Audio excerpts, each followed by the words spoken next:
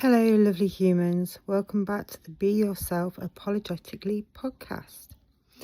Today we're talking about something a lot of people feel scared to do, guilty about doing, or totally overwhelmed and don't know what to do. So today we are talking about how you can complain when you've been let down by your GP, surgery, your child's pediatrician or a hospital specialist.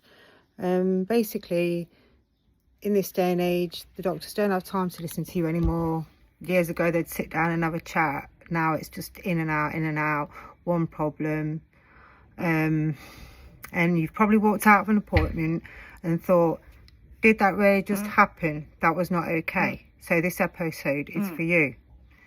If you have been fobbed off, ignored, dismissed, or your referral has vanished into a black hole, and that does happen, and you are sat there thinking, I don't even know where to start, this episode is for you as well. So I'm not here to bash the NHS because we know how stretched they are. I know there are good people working in a very, very broken system, but being understanding about the pressure does not mean you have to quietly accept unsafe or unfair care. So in this episode, we are going to walk step by step how to know when it is reasonable to complain, how to get your story clear on paper, the process for complaining about a GP surgery, and the process for complaining about either a pediatrician or a hospital specialist. What happens if you are still not happy after their response? And where you can get free help to write your complaint and have someone in your corner. By the end, you will have a little roadmap, not just rage and confusion. So let's get into it. So when is it okay to complain? Let's start with this. If you are even listening to this episode, it probably means that something's off. Maybe you or your child were not listened to, your symptoms were minimised, important information was not explained. A referral was promised and never sent, letters never arrived, or the attitude of a doctor or nurse left you feeling small, stupid, or ashamed. You are allowed to say that was not good enough without feeling like a nuisance. You can complain about care or treatment you have had or having, delays or failure to provide you treatment, how a member of staff spoke to you, poor communication or admin errors that have affected your health or your child's health. You are not asking for special treatment, you are asking for safe, decent care, which is the bare minimum any human deserves. And a quick reminder, a complaint is not an attack. A complaint is feedback with teeth. It's where saying something went wrong here and I need you to take it seriously and learn from it. Step 0, get your story down. Before you fire off an email in white hot rage, there is a really important step. Get your story straight on paper. Take a notebook, your phone, notes, whatever works, and write down what happened, when it happened, where it happened, and who was involved.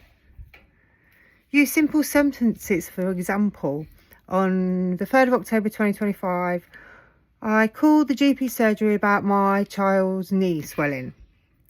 The receptionist told me there was no appointments and advised me to call back tomorrow. On the 5th of October, I ended up taking my child to A&E where they were diagnosed with X. Then write how it impacted you or your child and what you're worried about now. For example, because of the delay, I was in severe pain for the next 3 weeks. My child is now frightened of doctors. I have lost trust in the surgery and I am anxious about asking for help. You know, it's all valid. It's not about sounding clever, it's just about being clear. Keep this as your master timeline. You will use it for any complaint you make, and you will not have to keep dragging your brain back through mud every time you talk about it. So how to complain about a GP surgery? Let us start with GPs. If your complaint is about a GP, practice nurse, receptionist, or the way the surgery has handled your care, there are two main routes in England. You can complain directly to the GP practice, usually to the practice manager, or you can complain to the local Integrated Care Board, often called the ICB, who commission primary care services like GPs. You have to choose one or the other, you can't do it to both. So most people start with the practice itself because sometimes things can be sorted fairly quickly at that level. So step 1, ask for the surgery's complaints procedure.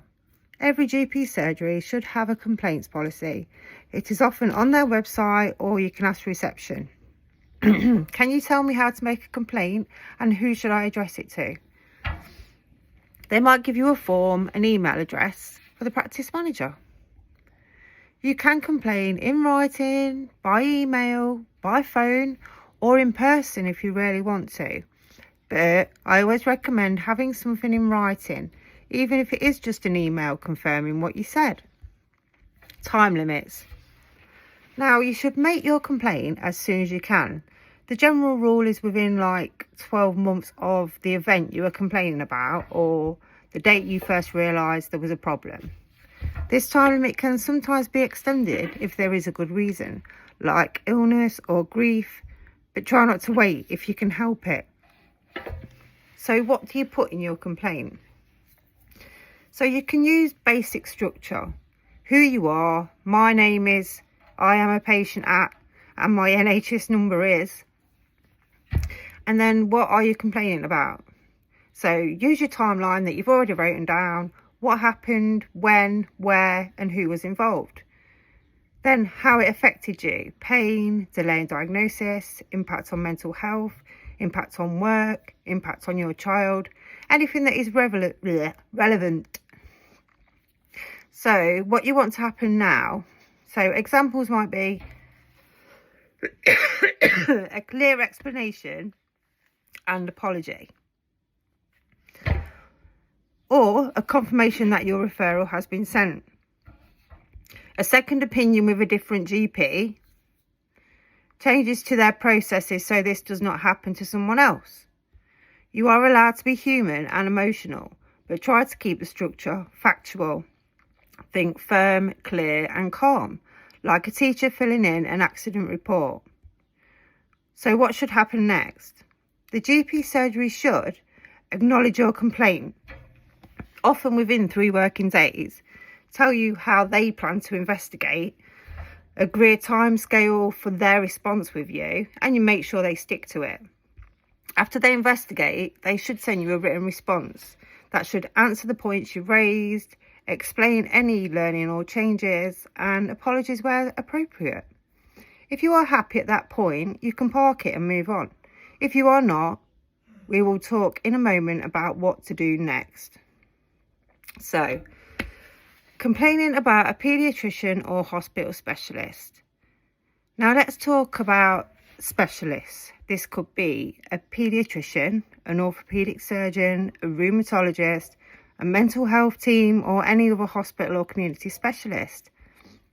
If the problem happens in a hospital or NHS clinic, there are 2 key teams you need to know about. 1, the hospital complaints team, and the Patient Advice and Liaison Service, also known as PALS. PALS are the soft way to start, because PALS is there to listen to your concerns and try to sort out problems quickly, explain processes and point you in the right direction. You can contact them by phone, email, or sometimes in person at the hospital. If you are not ready for a full formal complaint, PALS can sometimes fix things behind the scenes, chasing a referral, arranging a different doctor, clarifying miscommunication.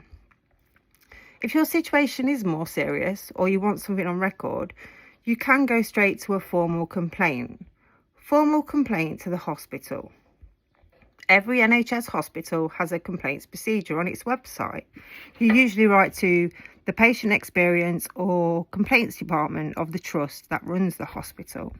Again, the basic structure is who you are, what happened, how it affected you or your child, what you want to happen now.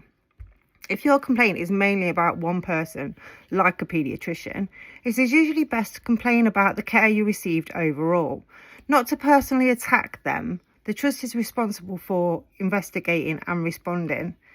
Time limits is the same general rule. Complaints should normally be made within 12 months, but again, this can be extended if there is good reason. So what should happen next? So just like GPs, the hospital should acknowledge your complaint, tell you how they will investigate it, offer you the chance to discuss how you want it handled, and send you a written response at the end. Some people are offered a meeting to go through the outcome. You can say yes, you can say no, or you can ask to bring someone with you. So if you are still not satisfied, so what happens if you complain to the GP, surgery or the hospital and the final response just does not sit right? Maybe they did not answer your key points, blamed everything on pressure, or they admitted mistakes but offered nothing meaningful to change things. At that point, you can usually take your complaint to the Parliamentary and Health Service Ombudsman, often called the PHSO. The Ombudsman is independent of the NHS and the government, free to use, there to investigate whether your complaint was handled properly and whether the service you received was reasonable. You normally need to go to them within 12 months of the final response from the GP, surgery or hospital. They will look at what happened, how the NHS handled your complaint, and whether the decisions made were fair and reasonable. I'm so sorry, I had to keep coughing just later. If they find problems, they can recommend things like a further apology, financial remedy in some cases, or changes to systems and training.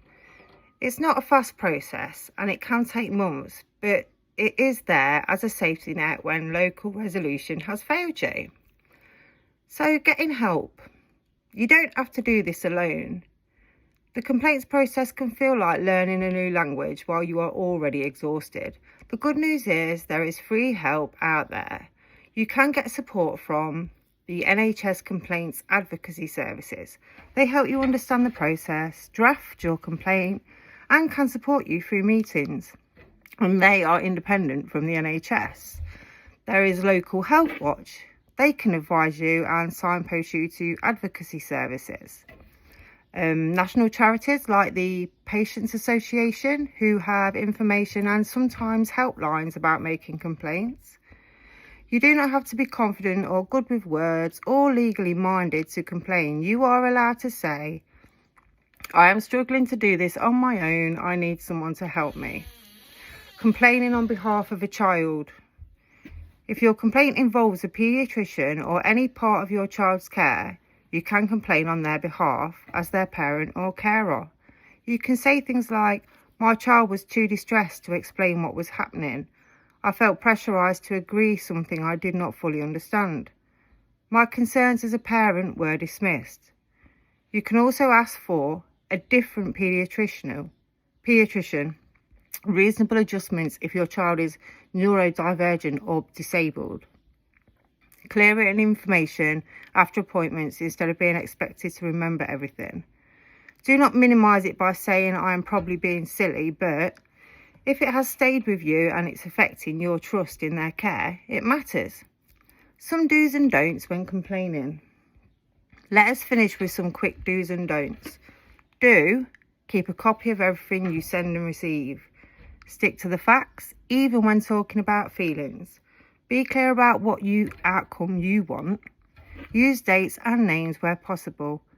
Take breaks because complaining is emotionally draining. Do not use threatening or abusive language. It might feel satisfying for 5 seconds, but it gives them an excuse to ignore the heart of what you are saying. Feel you have to accept a response that does not answer your questions. You can go back and say, this bit has not been addressed. Let anyone tell you that you are making a fuss for wanting safe care. You are allowed to say calmly and clearly, this experience has damaged my trust. I am asking for this to be taken seriously so that it does not happen again. This is not drama, that is self-respect. If you have been let down by your GP surgery, your child's pediatrician, or a hospital specialist, you are probably carrying a mix of anger, sadness, fear, and exhaustion. Complaining can feel like one more mountain to climb. But a complaint is not just a letter, it is you drawing a line and saying, what happened to me or my child mattered, it was not okay, and I deserve to be heard. You are not alone in this. There are people and organisations whose entire job is to help you raise your concerns. So maybe after this episode, you jot down your timeline, look up your GP surgery's complaints page, or Google NHS complaints advocacy and find your local service. Tiny steps, one paragraph at a time, one phone call at a time. Your voice counts, your experience counts, and you are absolutely allowed to expect better. Thank you for listening. If this episode has helped you feel a little clearer, a little less alone, feel free to share it with someone who is also fighting to be heard. Take care of yourself, drink some water, unclench your jaw, and I will speak to you in the next episode.